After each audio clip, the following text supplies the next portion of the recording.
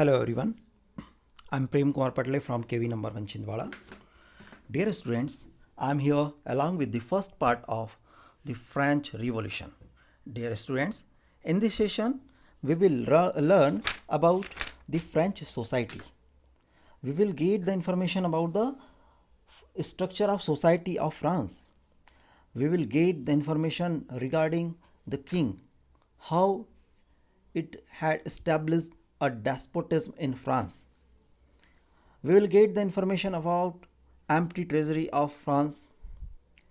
We will know about the taxes system, and we also get the information regarding the people of France, which they faced a lot of trouble for survival in the country.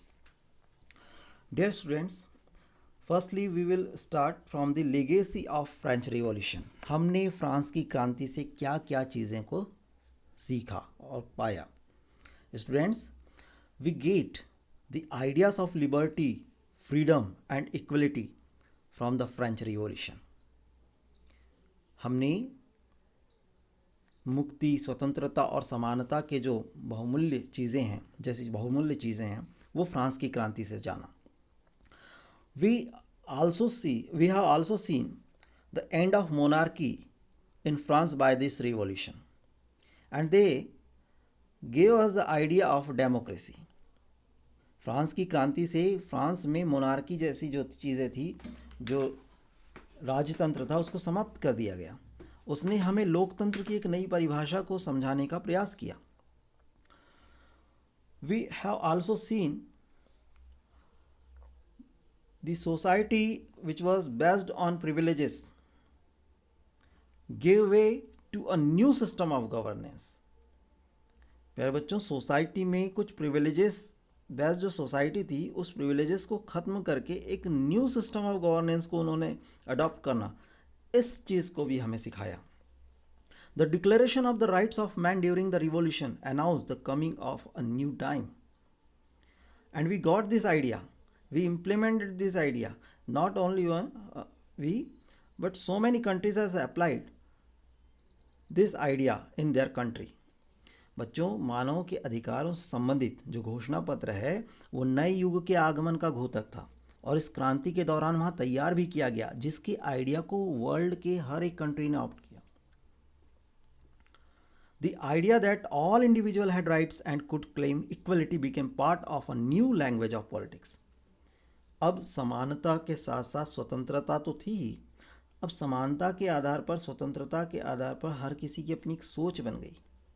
ठीक, अब हर व्यक्ति बराबरी का दावा कर सकता था, और यह सोच जो थी राजनीति की नई भाषा का हिस्सा बन चुकी थी.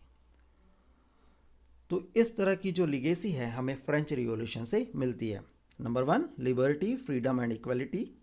End of monarchy and establishment of democracy. Number 3, end of privileges. Number 4, declaration of rights of man, and we also get the idea of rights and equality in each part of the society, politics, and so many areas. Dear students, as you can see on the screen, this is the picture of a storming of the Bastille. जो Bastille नाम की एक जगह किला था, उसके ध्वंस, उसको वहाँ की जो पीपल थे, लोग थे, जनता थे, उन्होंने इस बास्टिल के जो किले थे उसको उन्होंने ढा दिया था, उसको तोड़ दिया था. वाई, ऐसा क्यों किया गया था? कि ये बास्टिल जो था बेटा, Bastille was hated by all the people of France because it stood for the despotic power of the king. ये जो बास्टिल का किला था वो एक राजा की जो निरंकुश शक्तियों का एक प्रतीक माना जाता था. जब ये रिवॉल्यूशन स्टार्ट हुआ 14 जुलाई 1789 को, तो वहाँ की जो भीड़ थी, उन्होंने इस किले पर हमला कर दिया था. तो ये बास्टिल का जो किला है, ये बास्टिल का जो किले को जो तोड़ा गया था, ये इसी बास्टिल के किले को तोड़ने के बाद ही ये माना गया कि फ्रेंच रिवॉल्यूशन जो है वो स्टार्ट हो चुका था. Beginning of revolution. On the morning of 14 July 1789, the city of Paris was in a state of alarm. The king had commanded troops to move into the city. Dear students, the French Revolution had started on 14th July 1789 with the city of Paris. And the king ordered to the troops to move into city. सभी लोगों को सभी जो forces थी उसकी सेना की टुकड़ियों को उन्हें आदेश कर दिया कि पेरिस में वो मूव करे. And the rumour spread that he would soon order the army to open fire upon the citizen. और ये अफवाह फैल गई कि बहुत जल्द जो राजा है वहाँ का शासक है वो लोगों पर ओपन फायर करने के लिए आदेश कर देगा. अब इसका परिणाम क्या हुआ कि बहुत सारे जो लोग थे वो एक टाउन हॉल के सामने इकट्ठा हो गए. Near about 7,000 men and women gathered in front of the town hall and they decided to form a militia. Militia मतलब होता है जब लोग मिलकर के सेना के रूप में तैयार हो जाते और अपने हाथों में हथियार ले लेते हैं. वो हथियार बंदूक से लेकर तलवार से लेकर लाठी डंडे भी हो सकते हैं. तो ये पीपल्स अपनी जो एक सेना बना लिया उसको मिलिटिया कहते हैं. They broke into the number of government building. They started with this activity. And finally, the groups of several hundred people marched towards the eastern part of the city. अब बेटा पेरिस के जो eastern part में वहाँ क्योंकि king और जितने भी क्लर्जी और नोबिलिटीज़ थे वो सब ईस्टर्न पार्ट में रहते थे पेरिस के. तो उस पार्ट में वो गए and storm the fortress prison of Bastille where they hope to find hoarded ammunition. अब ये सभी लोग बास्टिल जो फोर्ट्रेस प्रिजन था वहाँ चले गए और उसको विध्वंसक स्थिति में विध्वंस कर दिया उसका. और इस उम्मीद से किया कि यहाँ पर ढेर सारा गोला बारूद मिलेगा. ठीक. In the arm fight that follow the commander of the Bastille was killed and the prisoner release. अब यहाँ पर उन्होंने बास्टिल के जो कमांडर था उसको मार दिया, कैदियों को छुड़ा लिया. हालांकि उनकी संख्या केवल 7 थी. और जो सम्राट की, मैंने आपको इसके पहले भी बता चुका हूँ कि जो सम्राट की जो डेस्पोटिज्म पावर को का जो आइकॉन था बास्टिल किला, उसको लोगों ने तोड़ दिया क्योंकि वो लोग उससे काफ़ी नफरत करते थे, घृणा करते थे.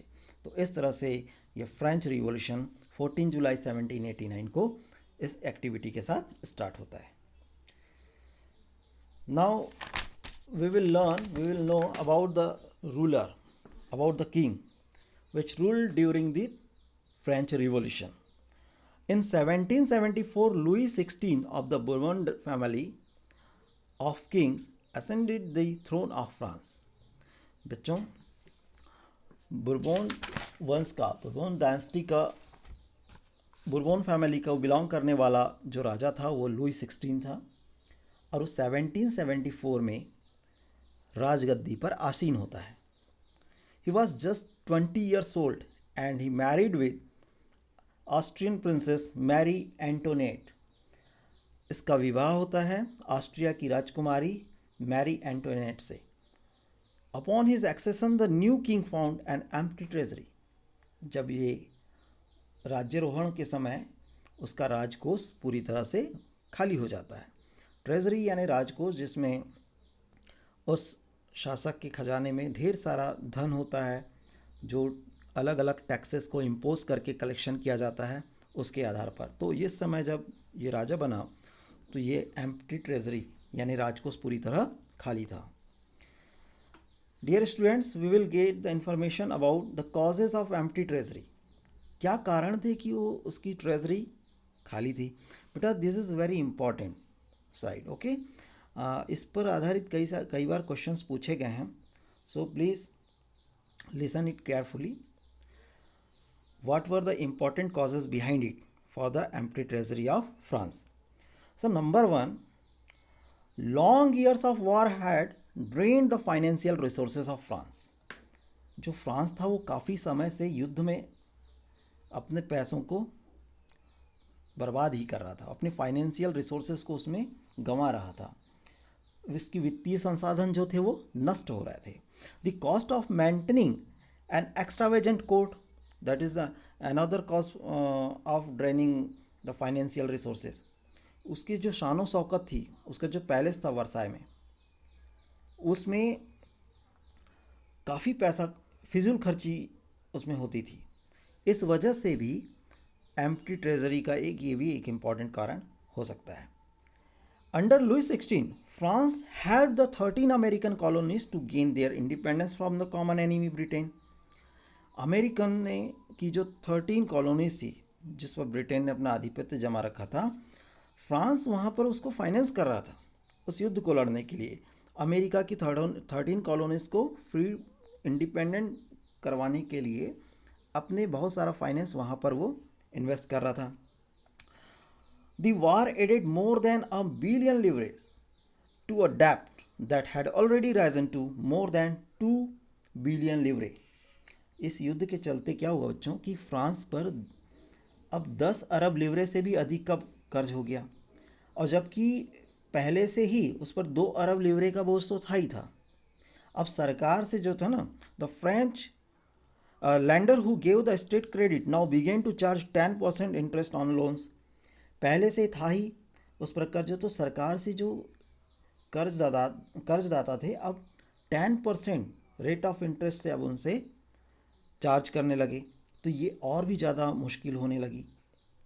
The French government was obliged to spend an increasing percentage of its budget on interest payments alone. अब देखिए, अब सरकार के पास तो पैसा था नहीं, तो अब क्या किया कि फ्रांसीसी सरकार ने अपने बजट का बहुत बड़ा जो हिस्सा है, वो दिनों दिन जो खर्च बढ़ते जा रहे थे, कर्ज को चुकाने की उनके पास मजबूरी थी, तो अब उन्होंने टैक्सेस को और ज़्यादा बढ़ाने का भी प्लान मन में बना रखा था। And to meet its regular expenses such as the cost of maintaining an army, the court, running government offices and universities, the state was forced to increase taxes, yet even these measures would not have sufficed. बेटा, ये जो regular maintenance के नाम पर भी खर्च हो रहे थे आर्मी पर, कोर्ट में, गवर्नमेंट ऑफिसेस को चलाने में, यूनिवर्सिटीज़ को, इन सभी कॉजेज़ की वजह से, इन सभी कारणों की वजह से फ्रांस की जो ट्रेजरी है, राजकोष है, वो खाली होना शुरू हो चुका था, और वो लगभग खाली हो ही चुका था। तो आपको यहाँ समझ में आ गया होगा कि क्या कॉजेज़ से जो ट्रेजरी को एम्प्टी यानी खाली कर चुके थे। Dear students, you may see that is the structure of French society. The first state, second state and third state. The people of France divided into 3 states. Number 1, first state, that was the people who belongs to clergy group. Second state, the people belongs to nobility group. And remaining people of the France, they were the part of third state, like big businessmen, merchants, courts, officials, lawyers, peasants and artisans, small peasants, landless laborers and servants. Dear students, peasants of that country made up about 90% of the population. However, only a small number of them owned the land they cultivated, and about 60% of the land was owned by nobles, the church and other richer member of the third state. Okay, and the member of the first 2 states, that is the clergy and the nobility, enjoyed certain privileges by the birth. ये जो clergy और nobility group था बेटा, ये जन्म से ही अपने अधिकारों का उपभोग करते थे, इनको विशेषाधिकार मिले हुए थे। The most important of this was exemption from paying taxes to state. और ये जो दोनों ग्रुप थे, इनको कोई किसी भी प्रकार का टैक्स जो है स्टेट को नहीं देना होता था। The nobles further enjoyed federal privileges, और यहाँ नोबल्स के पास में तो सामंती अधिकार भी थे, फेडरल प्रिविलेजेस भी थे। And this included federal dues which they extracted from the peasants. इनके पास जो फेडरल प्रिविलेजेस थे, उसके थ्रू वो पीजेंट्स से टैक्सेस भी अपने लिए निकलवाते, एक्सट्रैक्ट करना यानी उनसे वसूल कर पाते थे। Peasants were obliged to render services to the lord, और जो किसान थे, पीजेंट्स थे, वो अपनी सर्विसेज अपने लॉर्ड को, अपने स्वामी को देने के लिए, और उन्हें अत्यावश्यक सेवाओं के तहत उन्हें अपनी सेवाएं भी देनी पड़ती थी, उनके घरों में, उनके खेतों में, और साथ ही साथ to serve in the army और to participate in building roads. उन्हें सेना के तौर पर अगर सैनिकों की ज़रूरत है तो पीजेंट लाठी डंडे भाले हथियार लेकर के सेना में युद्ध करने के लिए भी जा सकता था।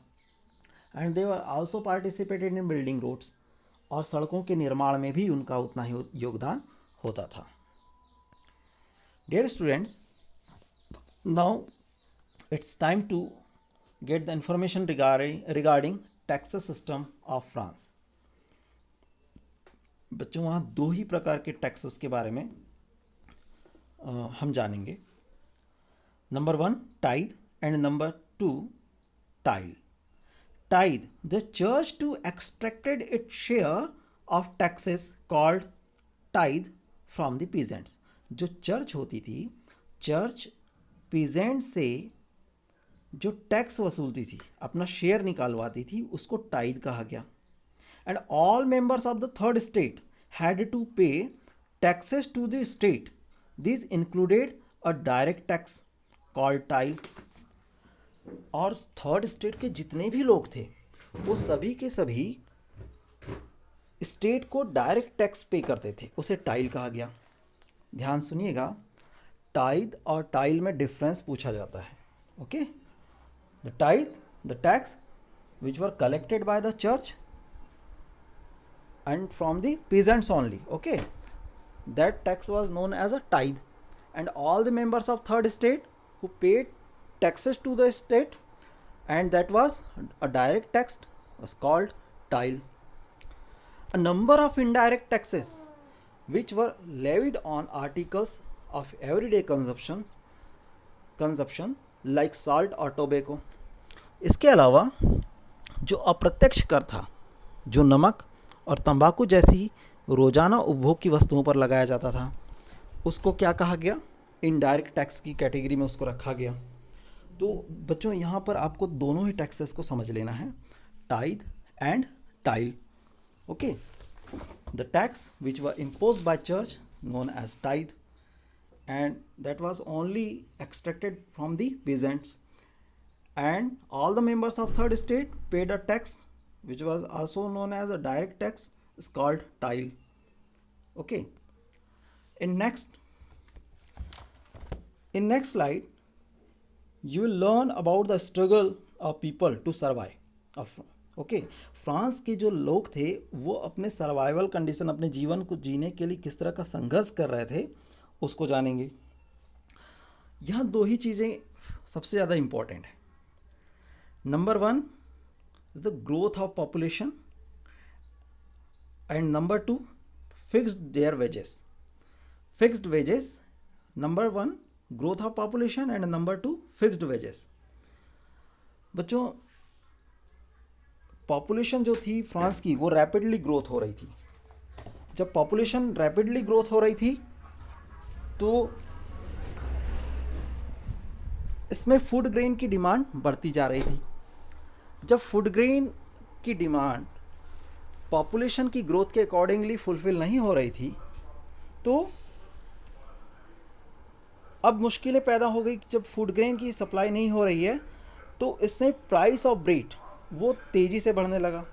जो ब्रेड के प्राइसेस थे वो तेज़ी से बढ़ने लगे।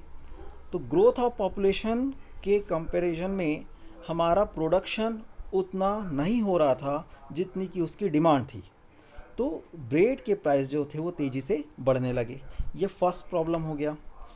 सेकंड था कि most workers were employed as labourers in workshop whose owner fixed their wages. जो ऑनर थे वर्कशॉप के, उन्होंने अपने वर्कर्स की जो वेजेस थी, उनकी जो मजदूरी थी, उसको फिक्स कर रखा था। And wages did not keep pace with the rise in prices.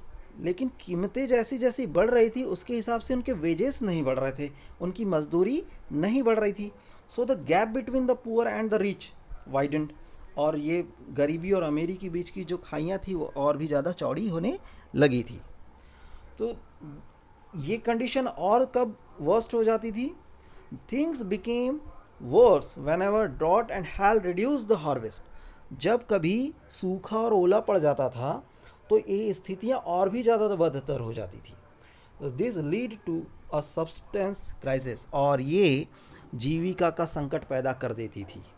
तो बेटा आपने इस स्लाइड के थ्रू जाना, इस एक्सप्लेनेशन के थ्रू जाना कि वहाँ की जो पीपल थे वो कौन से सर्वाइवल स्ट्रगल को फेस कर रहे थे। नंबर 1 है the hike of price related to bread. Okay, that was the staple diet of French people. And number 2, fixed wages. Fixed wages की वजह से चूंकि अब प्राइजेस राइज हो रहे थे तो वो उनके वेजेस अब उनके लिए पर्याप्त नहीं थे।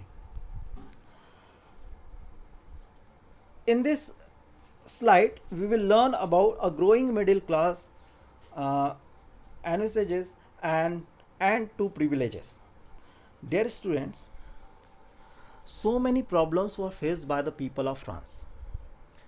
At that time, they were facing the despotism, they were facing survival struggle, they were facing the taxes problem. सभी की सभी टैक्सेस थर्ड स्टेट के लोगों को ही पे करना हो रहा था। Another one is related to the crisis of food grains, the fixation of their wages. तो इतनी सारी प्रॉब्लम्स को वो फेस करते चले जा रहे थे। तब मिडिल क्लास एक सोशल ग्रुप का इमर्जेंस होता है and that social groups known as a middle class. Okay, and in that group the people who belong to third state like merchants, manufacturers, as well as the professions like lawyers and administrative officers, they formed a social group. उन्होंने एक social group को form किया और उन्होंने जो चली आ रही परंपराएं थी उसको ख़त्म करने के लिए अब बातें उठाना शुरू किया। They all of this were educated. ये जितने भी लॉयर्स, एडमिनिस्ट्रेटिव ऑफिसर्स थे, मर्चेंट्स थे, मैन्युफैक्चरर्स थे, all they were educated and they believed that no group in society should be privileged by birth। और वो मानते थे कि किसी को भी समाज में जन्म से कोई भी अधिकार नहीं दिए जाने चाहिए, बल्कि उनका ये मानना था a person social position must depend on his merit, बल्कि उनको उनकी योग्यता के हिसाब से प्रिविलेज मिलने चाहिए, ना कि by birth. Okay, this idea ensuring a society based on freedom and equal laws and opportunity for all। उनका जो आइडिया था बेटा वो फ्रीडम और इक्वल लॉ के आधार पर था। उनका कहना था कि जितने भी लोग हैं उन्हें स्वतंत्रता, सामाजिक हैसियत, है ना, समान नियम, समान अवसर, सभी को एक जैसा मिलना चाहिए। This idea which is related to equality before the law, freedom, equality of opportunity for all, these ideas were put and forwarded by philosophers such as John Locke and Jean-Jacques Rousseau। बेटा ये दो philosopher हैं, John Locke और John Jacques Rousseau. उन्होंने ये freedom, equal law, equal opportunity for all, है ना, opportunity for all, इसकी आइडियाज़ को लोगों के बीच में लेकर के ये आए। बेटा किसी भी कंट्री के जो फिलोसफर होते हैं उस कंट्री की दशा और दिशा दोनों का निर्धारण यहाँ के फिलोसफर करते हैं। वो लोगों की सोच को बदल देते हैं और जब सोच बदल जाती है तो किसी भी कंट्री, किसी भी सोसाइटी की दशा दोनों ही बदल जाती है। In his 2 treatises of government,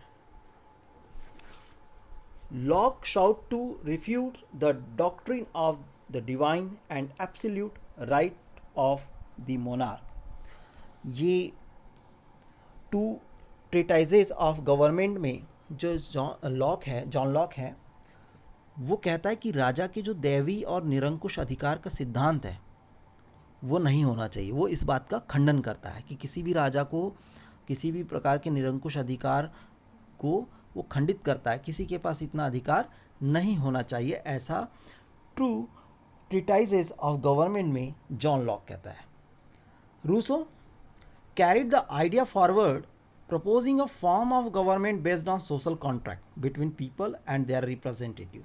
जबकि रूसो क्या कहता है, रूसो इसी विचार को आगे बढ़ाता है और कहता है कि जो लोग हैं, जनता है और उसके जो प्रतिनिधि है, रिप्रेजेंटेटिव है, उनके बीच में एक सोशल कॉन्ट्रैक्ट यानी सामाजिक अनुबंध पर आधारित एक सरकार होनी चाहिए, वो इस बात को प्रपोज करता है। ठीक, क्या कहते हैं कि पीपल और जो उनके रिप्रेजेंटेटिव हैं उनके बीच में एक सोशल कॉन्ट्रैक्ट बेस पर एक गवर्नमेंट को फॉर्म किया जाना चाहिए, ये रूसो कहते हैं।